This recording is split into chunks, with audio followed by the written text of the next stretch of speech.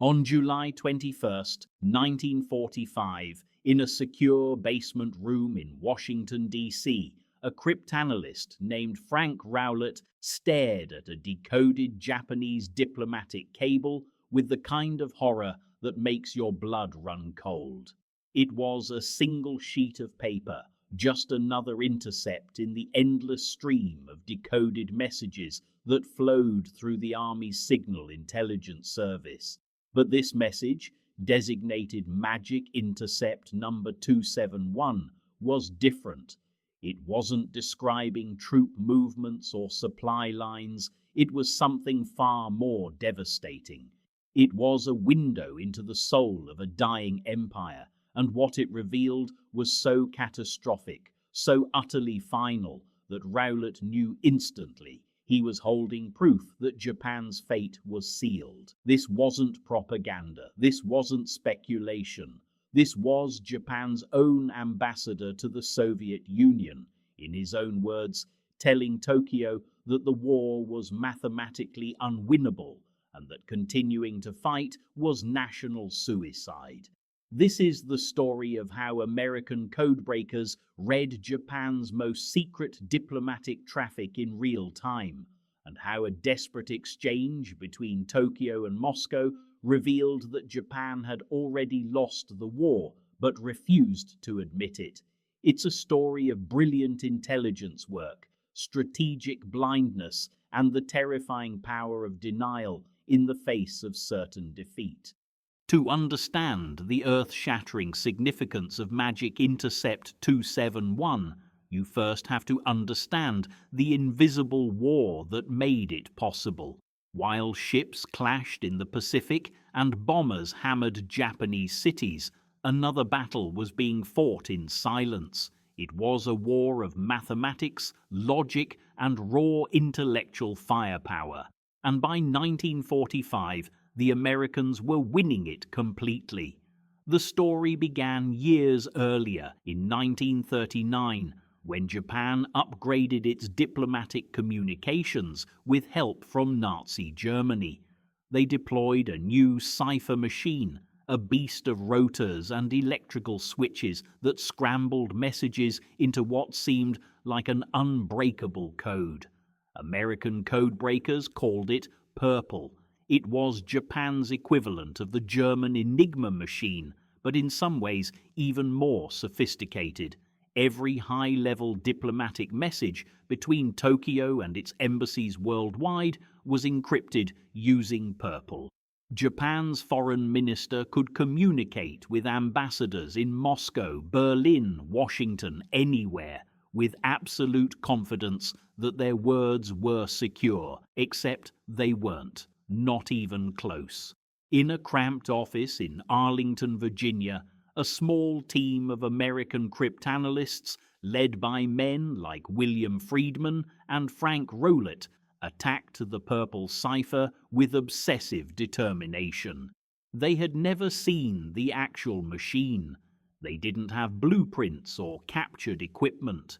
All they had were intercepted messages, strings of seemingly random characters plucked from the air by radio listening stations. What they did next was extraordinary. They reverse-engineered the entire cipher system from scratch.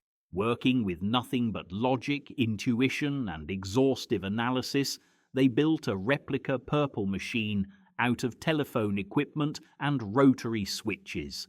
In September 1940, they successfully decoded their first Purple message. It was a triumph of pure intellect over encryption. The program was given the codename Magic. And from that moment forward, American intelligence could read Japan's most secret diplomatic communications as easily as reading the morning newspaper. By 1945, the Magic program was a well-oiled machine.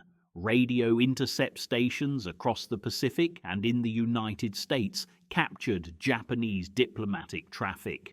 The encrypted messages were rushed to code-breaking centers where analysts fed them into the reconstructed Purple machines.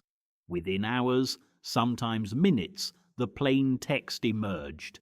Translators converted the Japanese into English, and then the decoded messages, stamped top secret ultra, were compiled into daily diplomatic summaries and delivered to a tiny circle of the most senior American leaders. President Harry Truman received them. So did Secretary of War Henry Stimson, Army Chief of Staff George Marshall, and key members of the Joint Chiefs. They called these summaries the Magic Diplomatic Summary, and by mid-1945 they had become one of the most valuable intelligence products of the entire war. What made Magic so devastating wasn't just that it revealed Japan's diplomatic moves. It revealed Japan's internal debates, its strategic confusion, its desperation. The Japanese diplomats communicating through Purple had no idea their most private conversations were an open book to their enemies. And in the summer of 1945, those conversations were becoming increasingly frantic. Because by July, the Japanese Empire was in its death throes. The spring of 1945 had been catastrophic. American forces had seized Iwo Jima in February and Okinawa in April, bringing the war to Japan's doorstep. The firebombing campaign was systematically burning Japan's cities to ash.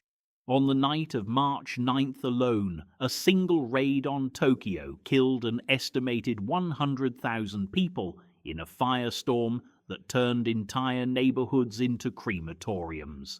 The U.S. Navy's submarine blockade had strangled Japan's economy. Oil shipments stopped, food imports dried up, industrial production collapsed. Japan was isolated, starving, and under siege. And yet Tokyo's military leadership, the ultra-nationalist officers who controlled Japan's war policy, refused to even consider surrender. But not everyone in Japan's government was delusional. There were realists, men who understood the arithmetic of defeat, men who knew that continuing the war would result in the complete annihilation of the Japanese nation. And among these realists, one voice stood out with brutal, uncompromising clarity. His name was Naotake Sato, and in the summer of 1945, he was Japan's ambassador to the Soviet Union, stationed in Moscow. Sato was a former foreign minister, a seasoned diplomat from the old school. He was far from the fanatics in Tokyo, beyond the reach of the militarists who would have called him a traitor for speaking the truth. And from his perch in Moscow, watching the Soviet war machine prepare to devour what remained of Japan's empire, Sato could see what Tokyo refused to acknowledge. Japan had lost, not just tactically, not just temporarily. Japan had lost the war completely, irrevocably, and the only question left was how many more Japanese would die before Tokyo admitted it.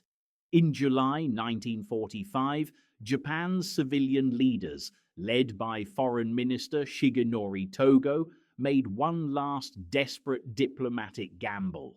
They decided to approach the Soviet Union, still technically neutral in the Pacific War, and ask Stalin to mediate peace negotiations between Japan and the Allies. It was Japan's only authorized diplomatic initiative, the sole sanctioned effort to end the war short of total collapse, and it was Ambassador Sato's job to make it happen.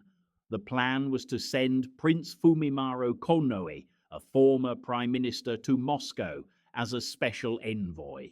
Konoe would negotiate with the Soviets, convince them to broker a peace deal, and somehow extract Japan from the war on terms that preserved the imperial system and avoided unconditional surrender. It was a fantasy, a desperate Hail Mary by men who couldn't bring themselves to face reality, and Sato knew it immediately. When Foreign Minister Togo sent Sato the initial instructions for approaching the Soviets, Sato's response was withering. Togo had suggested offering vague assurances that Japan would not retain its conquered territories as a concession to entice Soviet mediation. Sato's reply, sent via encrypted purple cable, was brutal. How much effect, Sato asked, do you expect statements about not annexing territories we have already lost or are about to lose will have on the Soviet authorities? He called Togo's proposals pretty little phrases devoid of all connection with reality. He told Tokyo that the Soviets were extremely realistic and would never be swayed by abstract statements that meant nothing. And then Sato went for the throat. If the Japanese Empire is really faced with the necessity of terminating the war, he wrote, we must first of all make up our minds to terminate the war. It was a devastating accusation. Sato was telling his own foreign minister that Tokyo didn't actually want peace. They wanted a miracle. In Washington, American codebreakers decoded every word of this exchange in real time. Frank Rowlett and his team at Arlington Hall fed the intercepts into their purple machines, translated the Japanese, and compiled the messages into the daily Magic Diplomatic Summary. Senior American officials read Sato's cables with astonishment. Here was a Japanese ambassador communicating directly with Tokyo, systematically demolishing his own government's diplomatic strategy. Sato was doing the work of American intelligence for them, exposing the bankruptcy of Japan's peace efforts with a ruthlessness no enemy propagandist could match. The exchange continued. Togo sent more instructions.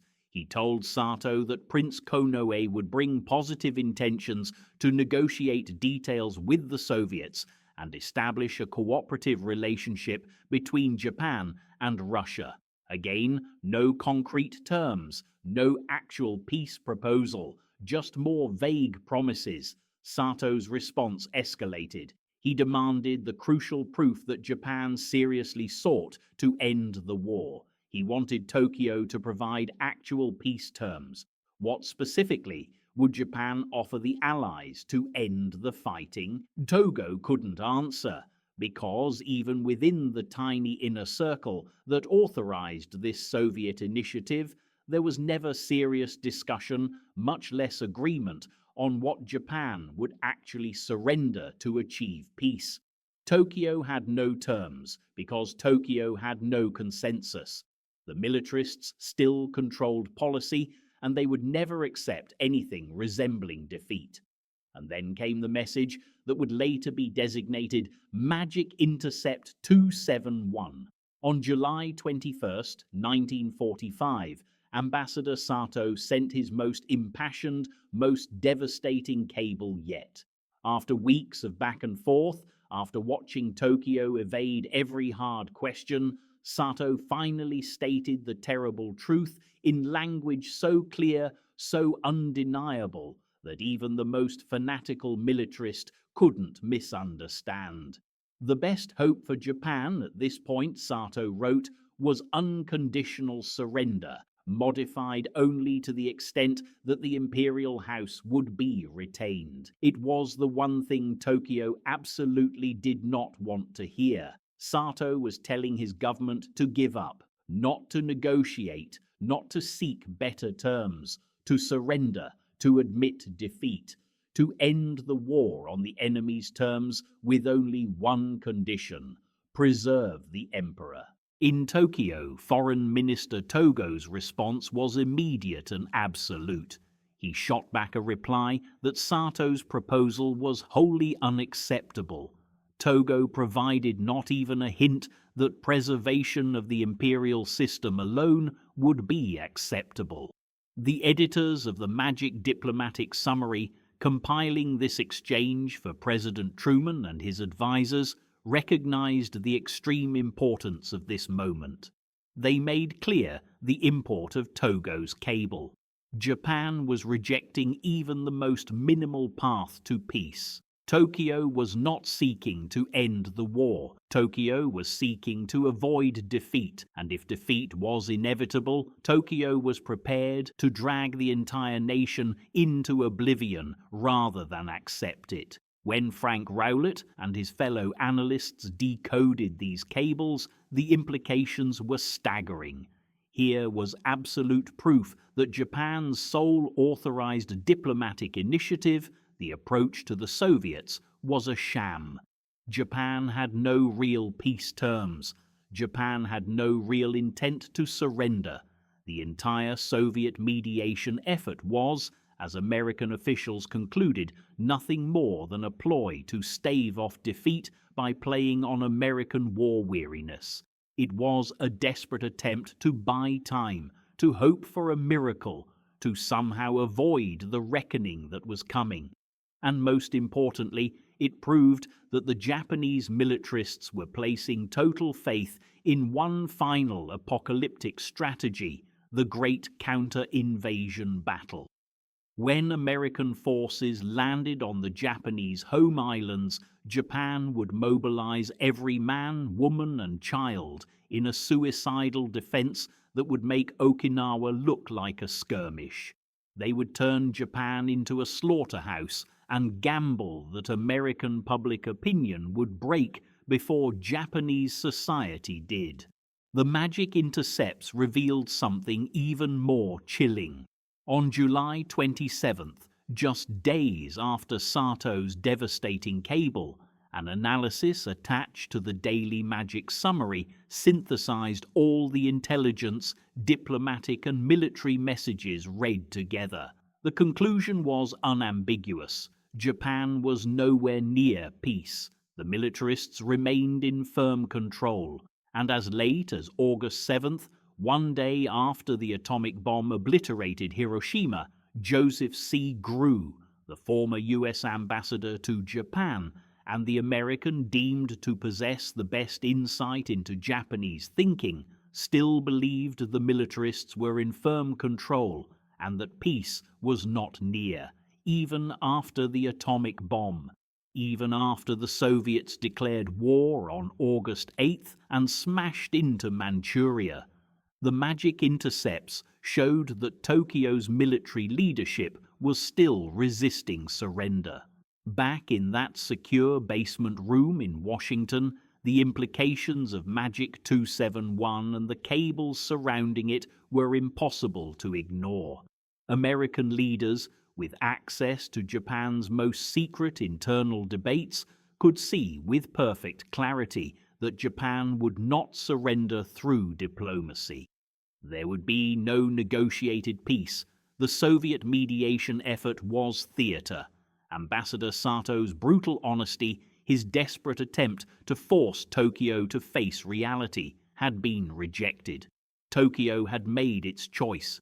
The Japanese military was prepared to sacrifice millions in a final, futile defense of the home islands, and that knowledge, that certainty, would shape the most momentous decision of the war. President Truman and his advisors, reading these decoded cables every morning, faced a terrible arithmetic.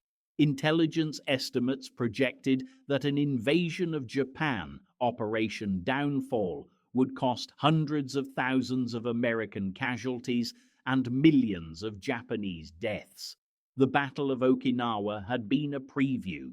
Over 12,000 Americans killed, perhaps 100,000 Japanese soldiers dead, and an estimated 100,000 to 150,000 Okinawan civilians killed in the crossfire or driven to suicide by Japanese propaganda.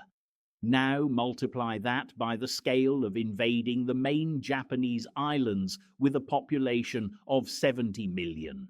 The magic intercepts confirmed what the casualty projections suggested. Japan would fight to the literal last man. There would be no surrender until Japan was physically destroyed. And so, on August 6, 1945, the Enola Gay dropped an atomic bomb on Hiroshima. The city disappeared in a flash of light and heat, killing perhaps 80,000 instantly. 3 days later, on August 9th, a second atomic bomb destroyed Nagasaki. And on that same day, the Soviet Union, tearing up its neutrality pact, declared war on Japan and launched a massive invasion of Japanese-held Manchuria. The Kwantung Army, once the pride of Japanese militarism, was annihilated in days. Finally, on August 15th, Emperor Hirohito went on the radio for the first time in Japanese history and announced Japan's surrender. The war was over. The debate over whether the atomic bombs were necessary, whether Japan was already on the verge of surrender, has raged for decades. But the magic intercepts provide an answer that is difficult to dispute. Japan was not on the verge of diplomatic surrender. The Sato-Togo cables prove it. Magic Intercept 271 and the surrounding traffic show that even as Japan's cities burned, even as the empire crumbled, Tokyo's militarists were still committed to a suicidal final battle. The only diplomatic effort Japan made was a transparent delaying tactic that even Japan's own ambassador called delusional. The American leaders who read these intercepts knew the truth. They had seen inside Japan's decision-making process. They had watched Ambassador Sato beg Tokyo to face reality and watched Tokyo refuse. What happened to the men at the center of this story? Frank Rowlett and the magic codebreakers remained anonymous for decades. Their work was so secret that even after the war, the existence of magic was classified for years. Rowlett would go on to a long career in American intelligence, helping to build the National Security Agency. His role in breaking purple and reading Japan's diplomatic secrets was finally acknowledged decades later when he received the National Security Medal. Ambassador Naotake Sato, the man who tried desperately to save Japan from itself, survived the war. After the surrender, he returned to Japan and lived quietly, largely forgotten by history. His cables, his brutal honesty, his warning that it is meaningless to prove one's devotion to the emperor by wrecking the state had been ignored, but his words, intercepted and decoded by American intelligence, had helped shape the decision to end the war with atomic fire. Foreign Minister Shigenori Togo, the man who rejected Sato's plea for surrender, was arrested as a war criminal. He was tried at the Tokyo War Crimes Tribunal, convicted and sentenced to 20 years in prison. He died in 1950, still in custody. The final numbers tell the story of a war that should have ended sooner. By the time Japan surrendered on August 15, 1945, perhaps 3 million Japanese were dead. Millions more across Asia had died in Japan's wars of conquest. The atomic bombs alone killed over 200,000 in Hiroshima and Nagasaki combined.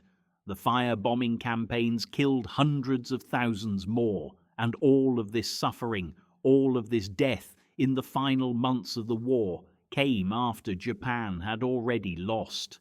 The magic intercepts prove it. By July 1945, Japan's leaders knew they were defeated, but knowing you have lost and admitting you have lost are two different things. And in that gap between knowledge and acceptance, hundreds of thousands died. Magic Intercept 271 stands as a monument to the power and peril of intelligence. The United States had achieved something extraordinary. They had broken Japan's most secret codes. They had read the enemy's mail in real time. They had perfect intelligence on Japan's diplomatic strategy, or lack thereof. They knew with absolute certainty that Japan would not surrender through negotiation. That knowledge was devastating and clarifying. It removed any illusion that Japan was seeking peace. It revealed the truth.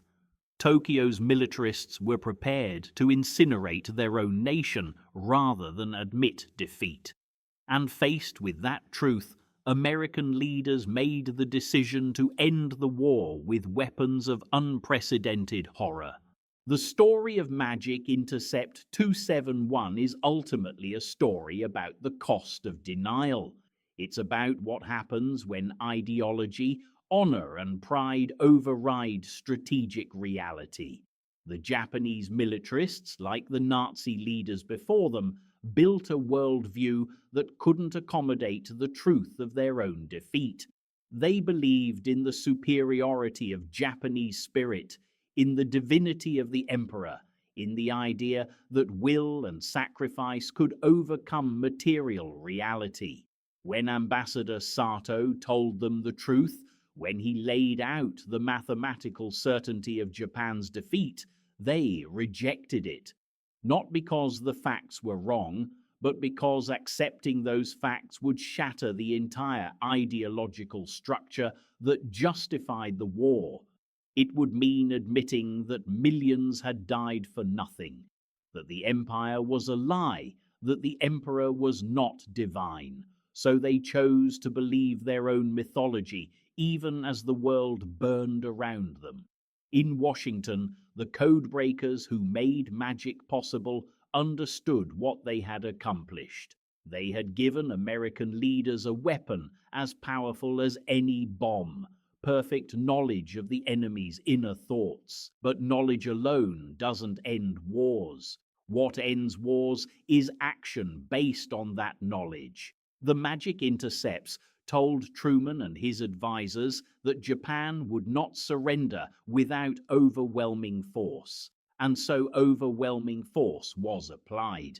Whether that was the right decision, whether the atomic bombs were justified, whether alternatives existed, these are questions that historians will debate forever.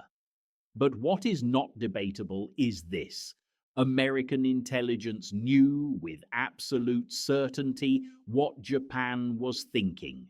And what Japan was thinking, right up until the bombs fell and the Soviets invaded, was that the war could still somehow be won, or at least fought to a draw that preserved Japanese honor. The legacy of Magic Intercept 271 echoes through the history of intelligence and warfare. It demonstrates that even perfect intelligence cannot force rational decisions on an irrational adversary. It shows that seeing the truth and acting on the truth are two different things on both sides of a conflict, and it serves as a grim reminder that in war, the most dangerous enemy is often not the one with the biggest guns, but the one who refuses to admit they have lost. Ambassador Sato saw the truth. He tried to force Tokyo to see it too. He failed. And in that failure, the final chapter of World War II was written in atomic fire, and the blood of hundreds of thousands who died after the war was already mathematically over. Stories like this remind us that history turns on moments far from the battlefield, in quiet rooms where codebreakers unravel secrets, in diplomatic cables where desperate men tell truths no one wants to hear, in the terrible space between knowing defeat is certain and finding the courage to accept it. If you love uncovering the hidden stories that decided history, make sure you're subscribed so you don't miss our next investigation. In the end, the story of Magic Intercept 271 is a warning that echoes across time. It tells us that the most formidable walls are not made of steel and concrete, but are the ones we build in our own minds. And sometimes those walls must be shattered before peace can ever come.